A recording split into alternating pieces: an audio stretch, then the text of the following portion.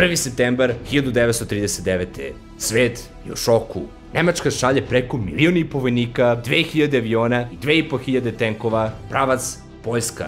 Tokom prethodnih godina uticaj Berlina je toliko ojačao da je država progutala Austriju, Češku i deo Litvanije, a od Slovačke je stvorila svoju marionetu. I sve to dok su velike sile sedele skrštenih ruku jer su želele da izbegnu novi konflikt u Evropi. Ipak, agresija Berlina na Varšavu je konačno razbudila i Ujedinjeno kraljevstvo i Francusku, koji su sada shvatili da Nemačka neće stati dok ne ispuni svoje megalomanske snove. Zato je one 3. septembra objavio rat, čime ovaj okršaj uvlače i svoje kolonije širom sveta i sukob poprima status svetskog rata. This country is at war with Germany. Ove tri države su zajedno imale znatno više resursa od Nemačke, te se Varšava nadala da će možda moći da pruži jak otpor agresoru. Međutim, Pariz i London su efektivno samo objavili rat i nakon toga su vrlo malo uradili, dok će se 17. septembra desiti nešto što će ovaj sukob okrenuti na glavačke. Zašto je Hitler toliko bio opsednut Poljskom? Kako je uopšte opravdao i ovaj napad? I otkud su Sovjeti ove priči kad su bili smrtni neprijatelji Nemaca? Poštovanje, dobri ljudi, dobro mi došli nazad na ozbiljne teme, na Drugi svetski rat. Da bi razumeo kako smo došli do ovog haosa, ne mogu da ti opišem koliko je bitno da odgledaš prvi deo ovog serijala. Takođe, za ovakav video je potrebna enormna količina posla. Zato obavezno subscribe i postani deo apsolutno najjačeg pokreta zdravog razuma u Srbiji i šire. A takođe možeš da podržiš kanal i kupovinom ozbiljne teme mrča koji garantuje podizanje društvenog statusa. Kupi ga, podrži kvalitetan, a besplatan sadržaj, vozi!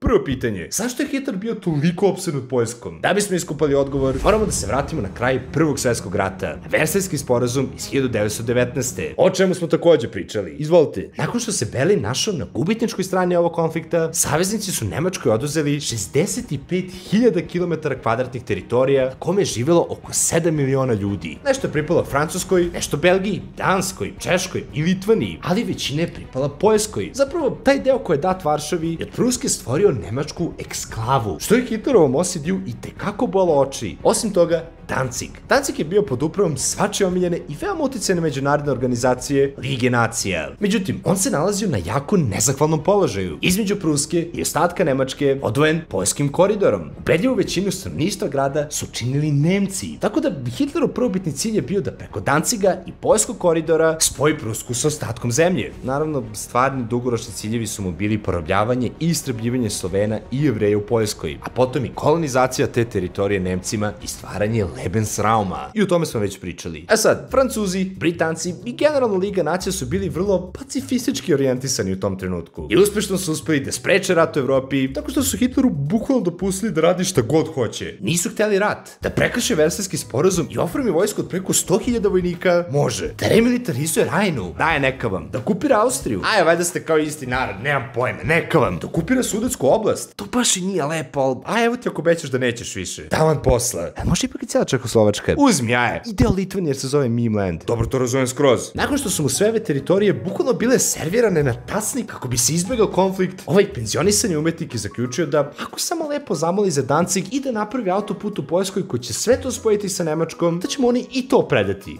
Ali Poljaci su već bili druga zverka. Nakon što su tokom 20-ih potukli Sovjete, izborili se za nezavisnost, malo su, da se stručno izrazim, pustili muda. A kako su videli šta se desilo kad su Česi predali Sudete Berlinu, znali su kakva bi sudbina čekala i Poljsku i verovatno bi izgubili pristup Baltičkom moru, te odbijaju njihov zahtev. Suvišno reći da Hitler nije bio zadovoljan ovim postupkom. I ovde priča počinje dramatično da se komplikuje. Nemačka i Poljska su, verovali ili ne, 1934. potpisali sporazum o nenapadanju. Koliko god to bilo ironično, objema strane je to tada odgovaralo. Nemcima jer su se nadali relativno jakom savezniku protiv Sovjeta, a Poljacima jer su se nadali jakom savezniku protiv Sovjeta. Samo što su Poljaci imali pakt o nenapadanju i sa Sovjetima, ali nema veze. Sad, fora je što su Poljaci još od 1921. bili u savezu i sa Francuskom, a u martu 1939. Varšava je dobila garanciju i od Londona da će Britanija podržati poljsku nezavisnost. Si ispratio sve? Ako nisi, obavezno malo premotaj jer ima još. Nemci i Sovjeti su takođe potpisali pakt o nenapadanju koji je zapravo bio mnogo više od toga. Dve sile su se dogovorile oko podele istočne Evrope među njima i ono najbitnije za nas danas, oko podele Poljske. Za Nemce znamo šta su hteli u Poljskoj, dok su Sovjeti hteli da povrate ono što su izgubili tokom Prvog svetskog rata i 20-ih. Taj pakt, inače nazvan Molotov-Ribbentrop, po ministrima spoljnih poslova koji su ga potpisali, je sklopljen 23. avgusta 1939. Pošto Poljaci nisu prihvatili nemačke zahteve, Hitler je planirao da otpočne napad već na jutro 26. avgusta. Međutim, tome ga je sprečilo saznanje da su Poljaci i Britanci 25. stupili u odbrambeni pakt. London i Varšava su se time nadale da će obeshrabriti Hitlera da izvrši udar. Ipak, kako je Berlin vršio sve veći pritisak na svog istočnog komšiju, svima je bilo jasno da je rat neizbežan. Uprko svemu tome, kad god je Poljska htela da otpočne mobilizaciju vojske, njeni zapadni saveznici bi je sprečavali u tome, da slučajno ne bi tako izazvali Nemce i dali im povod za napad. Ali taj potez je jako skupo koštao poljski narod, jer je Hitler svakako već mobilisao vojsku i bio spreman za rat. A i također razmišljao da ako bi smislio neki baš dobar izgovor za napad, možda bi mu ovi sa zapada i poverovali i ne bi se mešali. To naravno zvuči suludo, ali upravo je tako nešto i uradio. 31. avgusta 1939. nemački SS odredi, obučeni u poljske uniforme, napadaju nekoliko nemačkih lokacija, među kojima i radio stanicu, čime lažiraju poljski napad i dobijaju svoj izgovor za počinjanje rata. Samo što naravno niko nije nasao na to. Napad je isplaniran za 1. septembar u 4:45 ujutru. Srećom po Poljake, poljski vojvoda Edvard Ridge Šmigli je krišom izvršio mobilizaciju oko 900.000 do 1.000.000 vojnika i pripremao se za odbranu. Naravno, tih 900.000 je bilo znatno manje od nemačkih 1,5 miliona. Međutim, zbog tako kasne i tajanstvene mobilizacije, poljska vojska nije stigla lepo da se organizuje. Takođe, nakon 123 godine okupacije Poljske od strane Nemačke, Rusije i Austro-Ugarske, a zatim i rata sa Sovjetima, država je bila poprilično siromašna i dobar deo napredne vojne opreme koje je proizvodila je prodavala drugima da bi mogla ekonomski da opstane. Istina je da imala vrlo napredne tenkove koji su apsolutno mogli da pariraju nemačkim pancerima, ali ih imala vrlo malo. Uglavnom su imali malene preslatke tanketice koje stvarno nisu mogli nešto mnogo da doprinesu. I mada su ih imali skoro 700 i još oko 200 tenkova, kako svojih, tako i francuskih i britanskih, to je bilo 3 puta manje od onoga što su Nemci uperili ka njima. Aviona, em što su imali takođe 3-4 puta manje, em što su bili prevaziđeni, dok je mala poljska flota srećom delimično bila spašena pred početak rata i evakuisana ka britanskim ostrvima, te se pridružila britanskoj mornarici.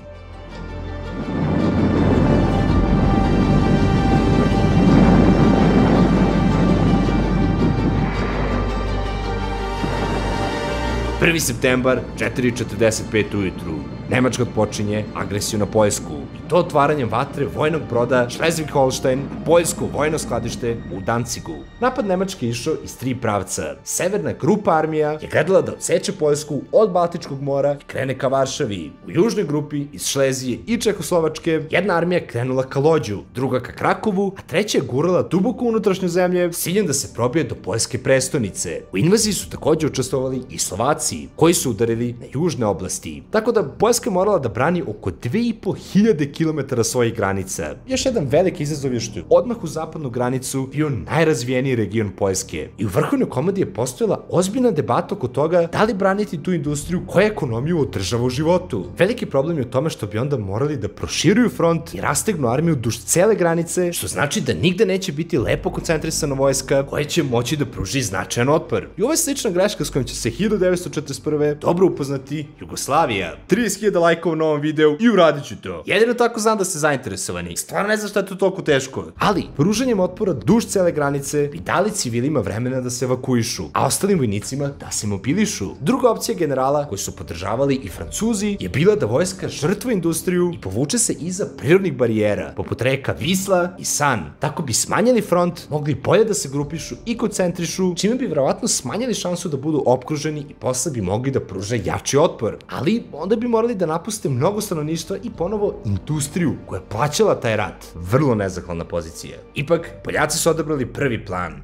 Zapad. I postoji jedan ključan razlog za to. Gle, Varšava se oslanjala na to da će Francuzi i Britanci udariti na Nemce sa zapada i da će tako Berlin onda morati da ratuje na 2 fronta, čime će sigurno rasteretiti poljsku vojsku. A i takođe su smatrali da bi mogli da izdrže čak 6 meseci napada, čime su i drastično precenili sebe i podcenili Nemce. Zbog toga, osim što su dobar deo vojske raširili duž 2.500 km granice sa Rajhom, oni su trećinu svoje vojske smestili u predelu poljskog koridora, koridora, što je diskutabilan potez jer su tu okruženi Nemcima i s leva i s desna, dok su dobar deo vojske smestili između Lođa i Varšave. Cijela taktika im se oslanjala na to da će ih Francuzi i Britanci ispoštovati. Međutim, šta ako ih ne ispoštuju? Vojvoda Šmigli nije hteo tako da razmišlja. Verovao je u svoje saveznike. Verovao je da će njegova vojska izdržati dovoljno dugo dok se Francuska i Britanija mobilišu. Ipak, sa prvim napadima Nemaca, Poljaci su se ubrzo suočili sa surovom realnošću. Njihova slabije opremljena vojska nije mogla da se poredi sa naletom tenkova i borbenih aviona Rajha. Luftwaffe, inače naziv za ratnu vazduhoplovnu jedinicu Nemačke, su od ranog jutra počele masovno bombardovanje ne samo vojnih, već i civilnih meta. Koncentrisali su se na uništavanje železnice, vojnih aerodroma, mostova, puteva, elektrana, komunikacionih sistema, kako bi što pre onesposobili suparnika. Time su sebi od starta obezbedili apsolutnu vazdušnu superiornost, a Poljacima naneli i dodatne logističke probleme. Takođe, bombardovali su i gradove kako bi utrli strah u kosti stanovništva. Otpočinju i prve bitke, poput one kod Mokre, jedne od retkih pobjeda Varšave. Ipak,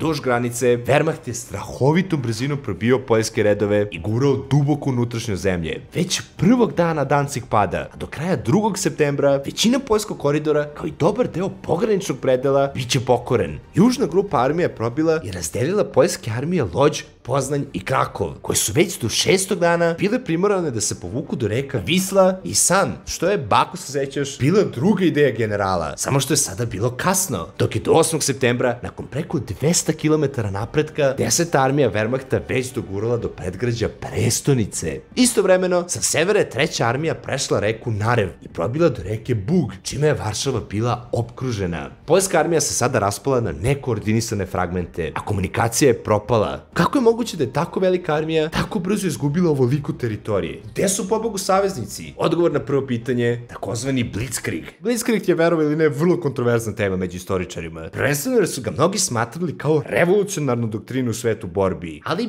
niti je revolucionarna, niti je neka nova specifična doktrina. Više je bila evolucija već postojećih taktika nego revolucija. Razlika u odnosu na Prvi svetski rat je što su sada postojale nove tehnologije zahvaljujući kojima si mogao bolje da izvedeš ovakve napade. Blitzkrieg je zapravo bila reč, kao neki clickbait naziv, čime su saveznici opisali jezivu brzinu kojom je Nemačka pokorila Poljsku i kasnije Francusku. U svakom slučaju, nemački pristup bitkama je bio ultra brz iznenadni napad, tako što koncentrišeš prodor svojih tenkova na jednu neprijateljivu tačku, uglavnom najslabiju. I znam kako ovo izgleda, uzbilji se. Tenkovi bi bili praćeni motorizovanom pešadijom i artiljerijom, koja bi u sredini sve vreme bila snabdevana dodatnim vojnicima i oružjem. I istovremeno dobijaš pomoć od vazdušnih jedinica. Oni bi tako stvorili neprobojni zid, čime bi neprijatelju otežavali dopunu redova, oružja i zaliha. Često bi nakon probijanja opkruživali neprijatelja i usledio bi pokolj. Gledali su da što pre preseku komunikaciju između neprijateljskih jedinica kako bi ih desorganizovali, smanjili šansu da dobiju podršku i generalno demoralisali. Ponekad bi izbegavali direktan sukob sa suparnikom i veoma agilno menjali mesto udara tamo gde je bilo najlogičnije. Dakle, vojska je bila vrlo fleksibilna. Čak i kad su se sukobili sa brojnim i neretko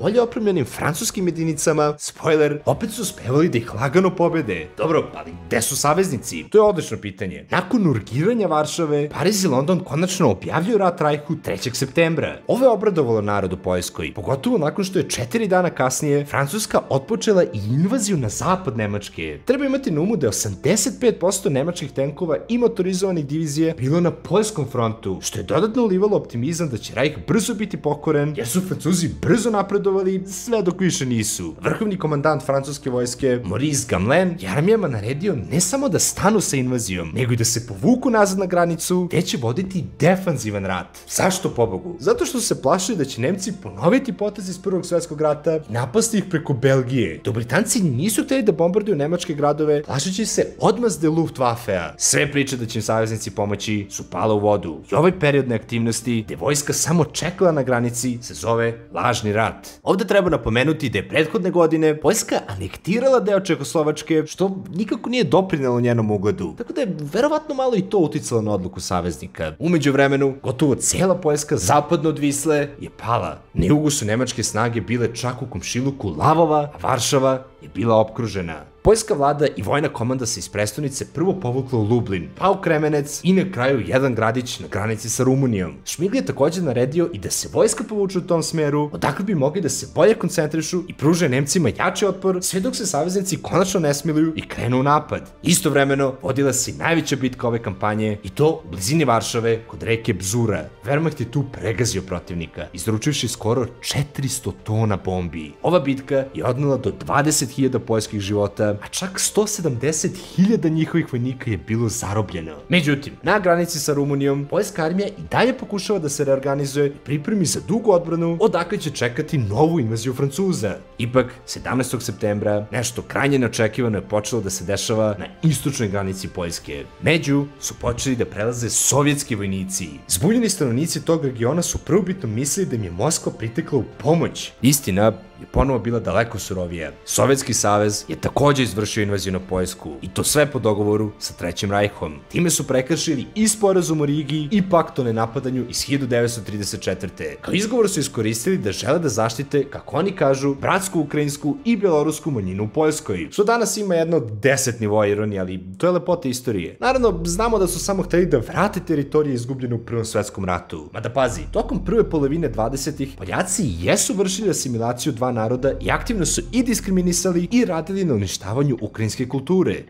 Da li se Stalin zaista saosećao s Ukrajincima kad je položaj istih bio daleko gori u Sovjetskoj uniji nego u Poljskoj, ili je samo zloupotrebio njihov položaj kao izgovor za napad? Ti odluči. Ipak, dosta Ukrajinaca i Belorusa unutar Poljske je podržalo napad Moskve, bilo jer su protiv Poljske, bilo jer su komunisti. I sad, ti si Edvard Rić Šmigli, vrhovni komandant države koja je zapadna polovina već okupirana od strane jedne od najjačih vojski na svetu, dok ti sad odjednom istočna polovina biva preplavljena takođe jednom od najjačih vojski na svetu. Jedino što ti ostaje je da narediš svima povlačenje Rumuniju i da izbegavaš direktne sukobe sa napadačima kako bi sačuvao makar nešto vojske i posle pružio otpor, recimo iz Francuske. Problem je u tome što je komunikacioni sistem pukao i mnogi poljski vojnici su ostali da brane otadžbinu jer jednostavno nisu mogli da izbegnu konflikt. Sovjetski prodor sa 800.000 vojnika je bio brz, pogotovo jer su Nemci već odradili većinu posla. Lavo pada u nemačke ruke 21. a potom biva prebačen Sovjetima 22. dok je Varšava izdržala napad Wehrmachta čak do 28.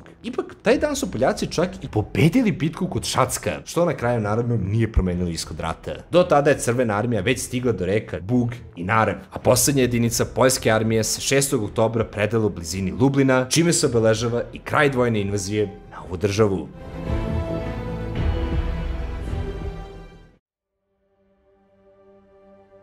Na kraju, život je izgubilo preko 66.000 poljskih vojnika, preko 130.000 je bilo ranjeno, dok je 420.000 zarobljeno od strane Wehrmachta i još oko 240.000 od strane Sovjeta. Oko 120.000 vojnika izbeglo tada neutralnu Rumuniju i još oko 20.000 u Litvaniju i Letoniju, dakle je većina uspela da se dokopa francuskog i britanskog kopna. Što se tiče civilnih žrtava, to je teško reći, ali ako ti kažem da je samo bombardovanje samo Varšave odnelo 6 do 7 hiljada života civila, jasno je da su brojke uznemirujuće. Neke procene kažu da je samo tokom ove invazije života izgubilo i do 200.000 civila. Ipak, Hitlerova nacistička propaganda usmerena protiv Slovena i Jevreja, kao i sovjetska okupacija, će ovaj broj povećati na 6 miliona izgubljenih života, 3 miliona etničkih Poljaka i 3 miliona Jevreja. S druge strane, Wehrmacht je izgubio oko 16.000 vojnika, dok su Sovjeti izgubili samo između 1 i 3.000 vojnika. I šta su dobili po cenu tih života?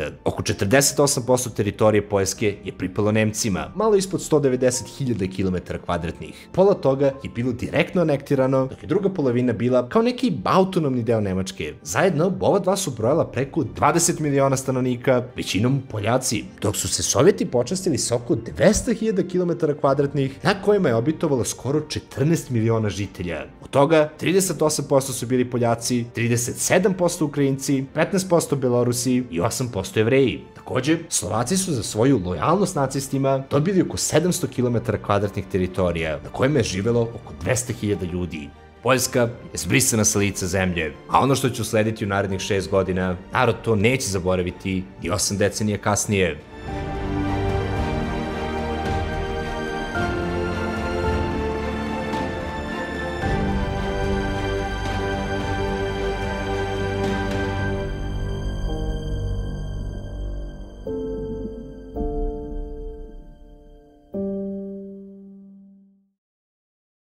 Neopisivo je teško sastaviti ove mini dokumentarce, pogotovo jer sve radim sam. Te subscribe-ovanje je zakonski obavezno. Nije, ali like, share i subscribe je više nego dobrodošao, čime ti pomožeš da kvalitetan, a besplatan sadržaj dopre do više ljudi. Ja stvarno ne znam šta je teško toliko da se klikne ovo dugme. Samo pola vas je to uradilo, a potpuno je besplatno. Također možeš i da podržiš kanal kupovinom dukseva, majica i šolja ili donacijom putem Patreona. Vidimo se uskoro, dobri ljudi. Pozdrav!